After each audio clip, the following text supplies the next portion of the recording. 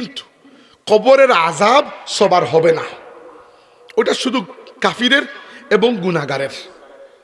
কিন্তু গুনাহগার ব্যক্তিও যদি ইমানদার হয়ে থাকে, মুমিন হয়, একটা সিস্টেমে কবরের আযাবকে সে সরাইয়ে দিতে পারবে। কি সিস্টেম জানেন? আল্লাহর রাসূল বলেছেন সূরাতু তাবারাক মানিআতুম মিন আযাবিল কবরি।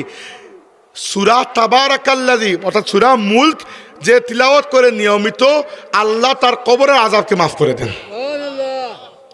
সূরা মুলক কিন্তু মাত্র 2টা রুকু, যদি চেষ্টা করেন এক সপ্তাহ পড়লে মুখে বসে যাবে।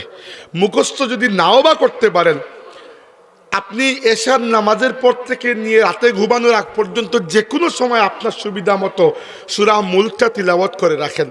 অভ্যাস হয়ে গেলে ম্যাক্সিমাম 3 থেকে 4 মিনিট লাগবে তিলাওয়াত করতে। ওকে 5 মিনিট ধরলাম, 10 মিনিট, প্রত্যেক দিন 10 মিনিট খরচ করে হাজারো বছরের কবরের আযাব থেকে যদি আপনি বেঁচে যান, এই সওদা কি লাভের না লোকসানের? লাভের সওদা।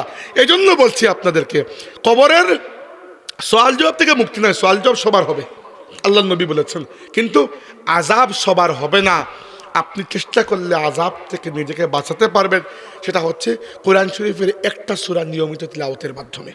দ্বিতীয়ত, ওই যে সাহাবী যার কথা বললাম, কোরআনের আলিম আব্দুল্লাহ ইবনে মাসউদ, তিনি যখন ইন্তেকাল করছেন একেবারে মৃত্যুসজ্জায়, তখন তিনি বলেছিলেন একটা কথা, যে আমি আমার পরে অনেকগুলা মেয়েকে রেখে যাচ্ছি, তার অনেকগুলা মেয়ে ছিল। তিনি বলেছেন যে আমি এই ভয় পাচ্ছি না যে আমার মৃত্যুর পরে এরা না খেয়ে মারা যাবে বা দরিদ্র, এটা ভয় পাচ্ছি না, কারণ আমি একটা আমল করেছি। আল্লাহর রাসূল বলেছেন, যে ব্যক্তি নিয়মিত রাতে মাগরিবের পরে সাধারণত বা রাতের যে কোনো সময় সূরা ওয়াকিয়া নিয়মিত তিলাওয়াত করে, আল্লাহ পাক তার কখনো রিজিকের অভাব হয় না। রিজিকের অভাব হয় না। আপনার যদি রিজিকের পেরেশানি থাকে, তাহলে 2টা সূরার মস্ক করতে পারেন। একটা সূরা ফাতিহা, অধিক সূরা ফাতিহা তিলাওয়াত করবেন। ফাতিহা অনেক কাজ করতে পারে।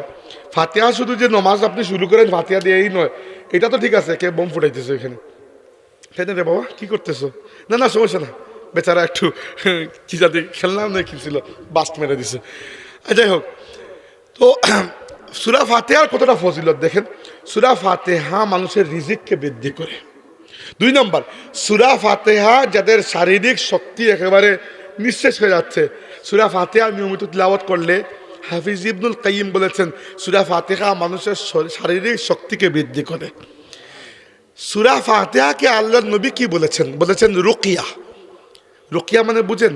ফু দেই না আমরা, আপনারা বলেন না যে ফু দেন, ফু দেওয়াকে আরবি ভাষায় বলে রুকিয়া, বলে তদবির করা, অসুস্থ রোগীর জন্য ফু দেওয়া। এবং ফু দেওয়ার জন্য আল্লাহর নবী উম্মতকে যে সূরা দিয়েছেন, ওই সূরা হচ্ছে সূরা ফাতিহা। সূরা ফাতিহা পড়ে ফু দেবেন, মাথার ব্যথা, পেটের ব্যথা এমনি কমে যাবে ইনশাআল্লাহ। নিজেকে দিতে পারবেন, হাতে ফু দিয়ে মাসেক করবেন। আল্লাহর কোরআনের বরকতে আল্লাহ শিফা দেবেন।